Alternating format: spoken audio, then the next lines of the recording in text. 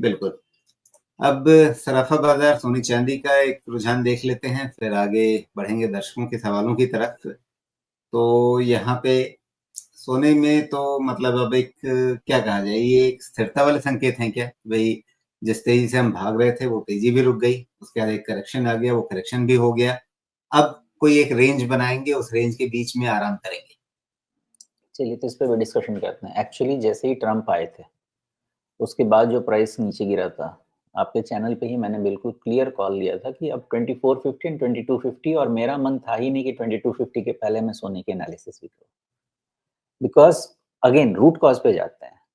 जो पूरा यूएस चला रहा है और यूएस पूरा संसार चलाता है, मानना नहीं मानना अपनी बात है, तो उसके हिसाब से अगर उसका फोकस है बिजनेस और उसका फोकस है जियोपॉलिटिकल स्टेबिलिटी, तो उस केस में रिस्क एवर्जन कम होगा, लोग रिस्क लेंगे, और रिस्क एवर्जन कम होगा तो gold as an asset class will be hurt. मैं इस व्यू के साथ गया था, लेकिन मैंने जैसे पिछली बार अपनी गलती के लिए क्षमा मांगी। मुझे नहीं पता था कि बाइडेन 2 महीना और हैं और 2 महीने में बिना बर्बाद किए हुए नहीं जाएंगे, और वो बर्बादी आपने देखी और अभी आप देख रहे हैं, जिसके कारण अचानक से गोल्ड में शार्प राइज हुआ। तो मैं अपनी गलती मान रहा हूँ, मुझे नहीं समझ में आया था कि ये इंसान अभी गया नहीं है, अभी नहीं छोड़ेगा हम लोगों को।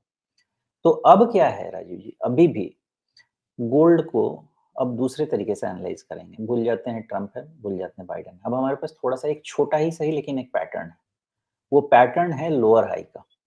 हमारे पास लोअर लो का पैटर्न नहीं है। ओके, तो लोअर हाई का जो पैटर्न है, अब यहीं से हम गोल्ड की एनालिसिस करते हैं और ले लेते हैं 2750। That's all. चूंकि मैं ट्रेड नहीं सजेस्ट करता, इसलिए मैं आपको एकदम वो डेसिमल वाले लेवल नहीं बताता, आपको एक ऐसे लेवल बताता हूँ जहां से आपका ऑब्जर्वेशन मोस्टली फेल नहीं हो उस डिविएशन के साथ। तो आपके पास एक लोअर हाई है, लेकिन जब तक लोअर लो नहीं होगा तब तक आप इस स्ट्रक्चर को वैलिड नहीं मानेंगे, और जैसे ही लोअर लो हुआ, मैं फिर से वापस 2450 और 2250 वाले रेंज में जाने वाला। ओके, तो अभी गोल्ड को कैसे देखना है? गोल्ड को आप पहला 2750 बहुत इंपॉर्टेंट आप देख लीजिए, क्योंकि अगर वो नहीं गया, निकला, तो मतलब लोअर हाई कंफर्म समझिए। दूसरी, आप अपनी लेवल को रखें 2630। 2630 के नीचे गोल्ड एटलीस्ट 2550 तो टेस्ट करना चाहिए। ओके, और फर्दर एनालिसिस 2550 के नीचे में छोटा छोटा स्टेप लेते हैं, बिकॉज कोई किधर में न्यूक्लियर बॉम्ब या इक्वल टू न्यूक्लियर बॉम्ब लेके खड़ा है, कोई नाटो को बुला रहा है कि मुझे बचा लो, अभी बहुत कुछ चल रहा है, इसलिए गोल्ड पे से ज्यादा व्यू लेना पॉसिबल नहीं है। जी, ओके। तो इसके साथ साथ में अगर हम चांदी पे भी निगाह डाल लें, वहां भी नरमी आई है, और अब $31 के आसपास के भाव यहाँ भी दिख रहे हैं। और क्या यहाँ पे आपको एक लोअर पैटर्न बनता हुआ साफ दिखने लग गया है? हाँ, लेकिन इससे घबराए नहीं। हमने 28 के ऊपर ब्रेकआउट लिया था 33 तक का। 33 के ऊपर का जो भी लेवल है बोनस था हमारे लिए फिलहाल। प्योर व्यू लेते हैं 28 का ही। करेक्ट, $28 के नीचे ही सिल्वर पे बेरिश होना है, उसके पहले होने की कोई जरूरत नहीं। उसके पहले ये रेंज मेंटेन्ड है और इस रेंज में रहेगा। मेरे हिसाब से 2833 ये रेंज ही रहना चाहिए। जी, जिनका थोड़ा लंबे समय का 3 साल 5 साल उस तरह का नजरिया है, क्या वो अभी इसमें इन्वेस्टेड रह सकते हैं? मेरे हिसाब से उनको 3 महीने के बाद व्यू लेना चाहिए, बिकॉज मैं फिर से ABCD पे जाऊंगा। ABCD ये है कि अगर ट्रम्प है तो रिस्क एसेट क्लास का टाइम है। आप बिटकॉइन देख रहे हैं, इक्विटी थोड़ा सा पीछे है, तो 2-3 महीने में ना थोड़ी सी क्लैरिटी आ जाएगी। उसके बाद ये डिसीजन लेते हैं। इतने रिटर्न के बाद एटलीस्ट जो ट्रेड या long term investment asset class, वैसे गोल्ड में इन्वेस्टमेंट एसेट क्लास के हिसाब से नहीं काम करता, गोल्ड में आपका एक हेजिंग होना चाहिए आपके पूरे इन्वेस्टमेंट का। अगर आपका 10 करोड़ का पोर्टफोलियो है तो थोड़ा बहुत हेजिंग करके रख लीजिए 5% का। तो उस हिसाब से मैं कह सकता हूं कि gold should be part of the portfolio which will provide stability to the portfolio. वैसे आरओआई तो कभी भी किसी समय में चैलेंज हो सकता है कि आरओआई बेटर, आप थोड़ा सा डायनामिक जाएं तो आरओआई हमेशा इक्विटी में बेटर मिल जाएगा। उस कंपैरिजन में मुझे नहीं जाना है कि 1991 में गोल्ड का प्राइस इतना था और 1991 में इक्विटी इतनी थी आज इतना है तो ये CAGR है, ये करना है तो फिर कोई भी जनरल आदमी कर सकता है, उसके लिए सोमेश कुमार की या किसी कुमार की जरूरत नहीं है।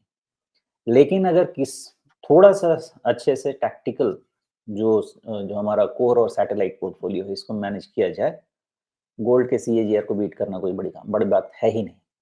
तो मैं इसलिए कभी गोल्ड को एज इन्वेस्टमेंट लेके नहीं चलता, गोल्ड को as stability provider to the overall investment portfolio के हिसाब से मैं लेके चलता हूँ।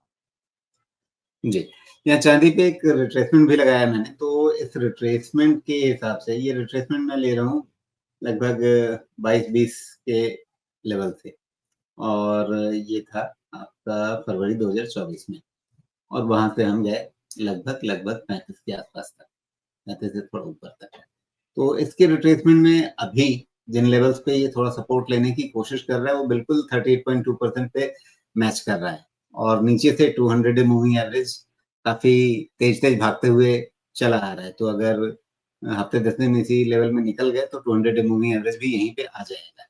तो क्या ये 30 के आसपास के लेवल जो हैं वो चांदी के लिए डॉलर भाव में बहुत अच्छे सपोर्ट के तौर पे देखे जा सकता है? अगर आप इसमें 5 मिनट समय व्यतीत करना चाहेंगे तो इस चीज़ को कैसे एनालाइज करना चाहिए मैं बता दूं आप लोगों को, क्योंकि ये किसी किताब में नहीं है, सिर्फ मेरे दिमाग में है, अब उल्टा सीधा जैसा भी। ओके, जरूर। अब आपने जो ये चार्ट बनाया है इसको अभी आपने डेली रखा है, डेली ही रखिएगा, फिर मैं आपको बोलूंगा जी वीकली करने। अभी डेली में ये जो आपका डेली चार्ट है इसमें आपका एक 32.5 के पास ना लेफ्ट साइड में पीक है, यहाँ नहीं, थोड़ा राइट में आ जाइए, करेक्ट है ना? अब आप यहाँ से कर्सर थोड़ा सा राइट में मूव कीजिए, और मूव कीजिए, राइट में आते जाइए, मैं बोलूंगा रुकने के लिए, आते जाइए राइट में, और थोड़ा सा, जस्ट थोड़ा सा, एक और बात, बस रुक जाइए। इन आइसोलेशन आप इसको रिवर्स हेड एंड शोल्डर्स के पैटर्न का एनालिसिस कर सकते हैं, करेक्ट है? भूल जाइए कि उसके राइट साइड में कोई डेटा है, ओके, उसको हाइड कर जी दीजिए। रिवर्स हेड एंड शोल्डर्स का ब्रेकआउट कोई भी रीड कर लेगा, ब्रेकआउट होके जहां तक जाना था चला गया है, और इसीलिए मैं कहता हूं कि ब्रेकआउट होने के बाद 100% कभी भी टारगेट पे नहीं रखना चाहिए, सक्सेस रेट लो होगा। अगर आप 50% या 70% उसका वो दर्जी का मेजरमेंट रखते थे तो सक्सेसफुल हो जाते थे। अब इसका आप रिटर्न रीड कीजिए, इसका रिटर्न कहाँ आ रहा है? 38% के रिट्रेसमेंट पे आपके हिसाब से आ रहा है। This is the best place for chandi to reverse from here. Clear है? मैं तो आपको जी सिर्फ अब कोई किताब नहीं समझा रहा, मिलेगा भी नहीं, मैं जो दिमाग में चल रहा है समझा रहा हूँ। इसको वीकली कीजिए,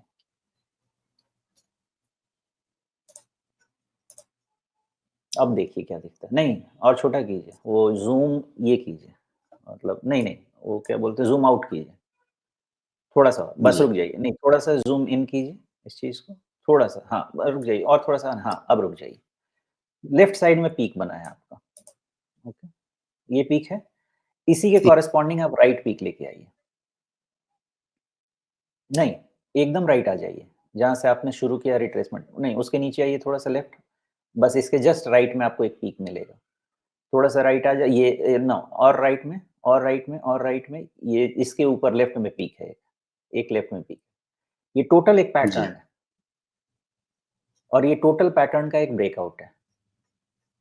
तो आपने एक रिट्रेसमेंट तो डाल लिया, 38% आपको दिख गया वहां से, जी। चूंकि ये पूरे तो पैटर्न का अरे ब्रेकआउट तो है। सीधा सीधा बताइए ना, यहाँ पे एक कटोरी बन रही थी। नहीं नहीं नहीं नहीं नहीं नहीं नहीं नहीं नहीं नहीं है कटोरी, उस पर हम नहीं जा रहे हैं, मैं एनालिसिस दूसरी चीज करके दे रहा हूँ। जी आपने एक रिट्रेसमेंट कर लिया ना, जी अब ये पूरे पैटर्न का बॉटम लीजिए और अपना टोटल राइट साइड हाई पे लेके जाइए। नहीं, वो बॉटम नहीं है, उसके नीचे वाला बॉटम है। ना ना ना ना ना, जी। आपको 23 लिखा हुआ है ना, 2023, वहां पे जो बॉटम दिख रहा है, हाँ, हाँ ये वाला। करेक्ट। जी। अब यहां से आप रिट्रेस पूरा रिट्रेसमेंट यहाँ किया, से ले। हाँ यहां से ले लीजिए। ये दो ओके। एनालिसिस इसकी है चांदी की। जी। तो अब आप तो समझ गए होंगे कि इस एनालिसिस में 28 का लेवल आता है सर। क्लियर है, जी कोई रॉकेट नहीं है। तो मैं जो चीज देखता हूँ आपको सामने दिखा दे रहा हूँ। जी। तो मोटे तौर पे चांदी में 30 एक बहुत बढ़िया जगह है रिवर्स होने के लिए, लेकिन अगर यहाँ से नहीं हुआ तो फिर 28 वहां तक की चाल हमें देखने को मिलेगी।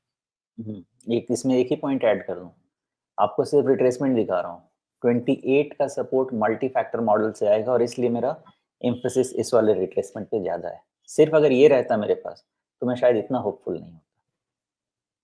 जी।